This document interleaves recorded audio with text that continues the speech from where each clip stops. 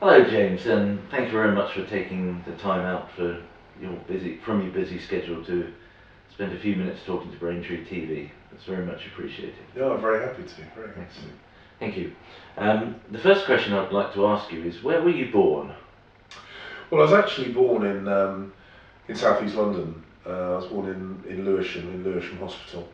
My mother was a midwife there, and I spent a lot of my childhood visiting her at work. So I was very much, well, quite literally, born and brought up in Lewisham Hospital. South East London boy. But I had my aunt and uncle lived in Chelmsford. Yes. And I'm an only child, so I used to spend a lot of time with my cousins, and so quite often holidays and weekends and stuff. I'll be up in Chelmsford with them. So South East London via bits of Essex. Excellent. Thank you. So, well, you've answered the question. Where did you grow up? In South East London, Essex. Thank you very much. Okay, tell us about your family.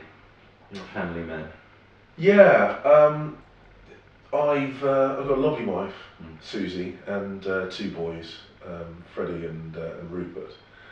And I think I'm really lucky because I've got a kind of a big sprawling family, and that's what I've grown up with. That's what I've got used to. Like I was saying, cousins that live, that lives in Chelmsford. I spend a lot of time with them. My English family, so I'm half Sierra Leonean. So my English family, I've got lots of aunts and uncles and cousins that I socialise with. So they are family, but I still very much view them as friends. So quite often I'll go to the pub with, my uncle and a couple of my cousins, and we'll have a chat. And the age difference doesn't really seem to make that much of a difference. And on my African family, my Sierra Leonean family, obviously I don't see them quite as much because a number of them are still over in Sierra Leone, but the great advantages of things like, Facebook and Yes. Online communications, it means that although they are thousands of miles away, you can keep in contact with them much more than perhaps in the past. Yes. And so, family's really, really important to me, and I'm lucky because I've got strong, supportive family. And how old are your boys? my eldest is 12. Yes. He'll be 13 in March. Yes. No, sorry, 13 in April. Got to get that right. Got you. Yeah. When's your anniversary? Yeah. Oh, crikey. So yeah, he'll be 13 in April, and the youngest is 10. And they're both kind of drifting towards kind of being like 18. They're all on their phones and that kind of stuff. So they're kind of like 12 going on 18. Okay, thank you. What led you to choose Braintree as a constituency? Well, I had applied to a couple of other constituencies. All of which were places where I had a connection. There's no particular rule, particularly within the Conservative Party, about where you can or can't apply. But from my own point of view, I thought, for credibility purposes and for my own, feeling of what's right, I applied for places where I had a connection. So I had applied for Bury St Edmunds, and I'd served in the Territorial Army up there. Yes. I had applied down in Sussex, which is where my wife is from. And for Braintree, my mother-in-law lives in Bures, just at the edge of the constituency. And as I say, I knew the area a bit through family connections. And I put myself forward. And it's one of those things that's difficult to define. You just kind of, sometimes you just click. And I think I clicked with a local association. They were, on the night that I was selected, it was so exciting, and there was a real buzz, and they were really congratulating me, and there was a real excitement, and you just kind of think, oh yeah, this is right. This is a good fit. Excellent. Why politics? What is it about politics that makes you buzz? It's a funny job. I mean, politics is a really weird job, and it's difficult to explain. It's funny hours, and I'm not going to moan about the money, because it's good money, and it's you know, a salary that a lot of people would, you know, be very, very pleased to have, but it's quite disruptive to your family life, and you do need a supportive family, and I'm lucky in that regard. But there is an amazing opportunity to make a difference, to get stuff done. You're in a privileged position where you can make a difference, and it's a people business, as we were saying before. It's a job where you're interacting with people all the time. Sometimes it's your parliamentary colleagues, sometimes it's people in your local community, sometimes it's people further afield. So it is about interacting with people the whole time. And I've always been in people-orientated businesses. You know, I started in the publishing industry, spent a lot of time. I was in the sales function, so I spent a lot of time talking with clients and people at advertising agencies. And so I've always been in that kind of face-to-face side of things, and it's addictive. It really is. It's probably a bit of an illogical career choice, yes, but it really is addictive. I find it really exciting. I do get a buzz from it, and I'm really looking forward to. Of course, now with Braintree, we've got a whole load of new people to work with, and that's really exciting as well. Yeah. Tell us about your role in the territorials. Yeah, well, gosh, this is going to make me feel old. I've been in the Territorial Army for about 24 years. Yes. Gosh, that does make me feel old. When I left school, I decided to join the regular army. So I went off, joined the army, actually picked up an injury, which meant that I had to kind of step out of the process. And my original intention was to go to university, get a degree, and then go back into the regular army. And what actually happened was I went to university, I met my now wife, I had some job offers, and I joined the Territorial Army originally as a way of getting back into the regular army. But I really enjoyed the TA, got a lot of fulfilment from it, and just never quite got around to leaving. If you were elected in May, what are your priorities for the Braintree constituency? Well, I think a number of things actually.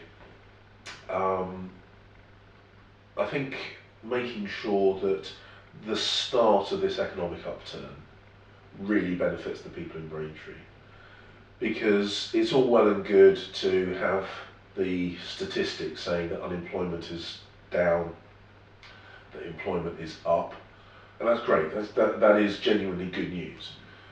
But that only really matters if you are getting a job, or that your business is expanding and you're in a position to employ people. So I really want to make sure that that what is the start of hopefully an ongoing move in the right direction actually really has a positive impact on Braintree. And there are certain things that can benefit that you can do to make that a bit easier. I mean, transport infrastructure is a classic one. I know the improvements to the rail line into Braintree is, that's been an issue that people have been fighting for a long old while. It's not going to be quick, it's not going to be easy, but I will keep the pressure on that. Yes. I think another issue is the A120. Yeah, absolutely. It's been on the line for many years. I was quite disappointed when the announcement came out that wasn't on the list of funding projects. And I'm in the process of arranging a meeting with ministers at the Department of Transport to see if I can get that decision revisited. Yes. Because I think that will make a big difference. And the other thing that I think could really unlock the potential of the area is better digital connectivity. Broadband and mobile broadband. I think could really unlock in Braintree, Halstead, and lots of other villages. There are businesses hidden away. People's back bedrooms, converted barns, and that kind of stuff. There are loads of businesses that could really take off, and all they need is that little bit of extra help through better communications, and that can make a real difference to the local area. So those are some of the things, and it's then also the usual things, making sure that we work with the Police and Crime Commissioner to keep crime down, to make sure that the local NHS provision is good, to make sure that academic performance improves, and these are things which are always going to be on the agenda, and I'll keep working on those. Lots of people would like to become an MP. What are your qualifications that put you in the place as an MP, a potential MP? What are your qualifications? I think one of the things that's really interesting about the job of an MP is there are no specific or explicit things that make you qualified or not qualified to be an MP. So people can come into politics from all different kinds of backgrounds. So I come into politics, as I say, from a business background. Worked in the private sector for a while, started my own business, but also having that armed forces background through the reserve forces, I think, has helped. I think having a family makes a difference. I know what it's like. I know what the financial pressures are of raising a young family. And they've, like every single parent, I know. I'm not at all unusual. Like every single parent in the country, you get those little health scares where you've got to take your kids down to A&E and that kind of stuff. And that really, all those things kind of help. So, umpteen different things, really. Okay. Let's assume that you're elected and we get a Conservative government next term. David Cameron, if he's still a Prime Minister, pushes through a difficult piece of legislation which you adamantly don't agree with. What will you do? Which division lobby will you go in? Yeah, that's one of the questions that you've always got to think in your own mind about. I think that without knowing the specific vote that it might be, I suppose there's a kind of a checklist that you go through in your own mind, and it would be, for me, it would be, are there points of moral principle which I'm deeply opposed to? Now, a lot of those kind of moral principle issues, they're often given a free vote anyway, but it may well be that there are certain things which are completely at odds, and I can't think of necessarily an example, but completely at odds with your own moral principle. I would think that's probably a rarity, because you tend to be on the same page as your party as a whole, but there might be something like that. The other obvious one is a piece of legislation that I know or I believe detrimentally affects my constituents. And again, whilst you are part of a political party, ultimately you are the representative of your constituents.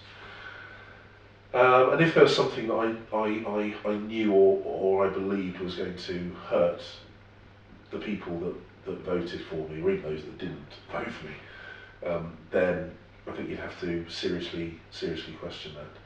It's not something that anyone wants to do often. No. But ultimately, you're not sent to Parliament just to parade through the division lobbies at the behest of the whips. You're sent there to have your own views, to work on behalf of your constituents, and ultimately those are, I think, the two kind of tick boxes that I'd want to go through. Hopefully it won't have to happen much, but it almost certainly is going to have to happen at some point. Okay, thank you. Last question. I was looking at your think it was Wikipedia page, or it might have been the Conservative Party page. Right. Don't know. And it says about you're involved with Advocacy for All. Yes. Can you tell us about that? Yeah, that's it's a really lovely organisation. I spent almost all of my life, both at school and then in the army and then playing rugby, with able-bodied people. And I got involved with Advocacy for All, which works with children and young people that have autism and learning disabilities, and sometimes also physical disabilities. And it really brought home how lucky I have been personally. It's a really lovely organisation, and the big thing is about giving people confidence and giving them a voice.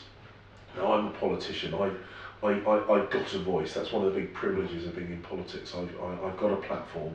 I can say what I believe, and to an extent, you know, I've got an advantageous position in terms of people listening to me. But you meet other people who don't have a voice, and as a charity, Advocacy for All teaches them how to have a voice and how to use that voice effectively, and it is genuinely humbling. You know, you see how some people who have been given a really tough start in life, who have been given what a lot of us would view as massive disadvantages in life, and they make so much of themselves. And it's lovely, it really is. And every time that I think life, you know, every time I think I'm being a bit battered and bruised by life, you know, I go to one of their events, one of their prize-giving events, and you see people that have made fantastic journeys in their life, and it brings you down to earth, and it reminds you how lucky you are, and it reminds you how stoic and hard-working people can be. And it's a good little recharge of the kind of the moral battery. It's really nice, and I feel quite privileged to be able to, in a little way that I do, frankly, to be able to work with them. It's really lovely. Excellent. Thank you very much. Thank you very much, James, and Thank you. Wish you all the best. Thank you. Best luck with the channel. Thank you. Thank you.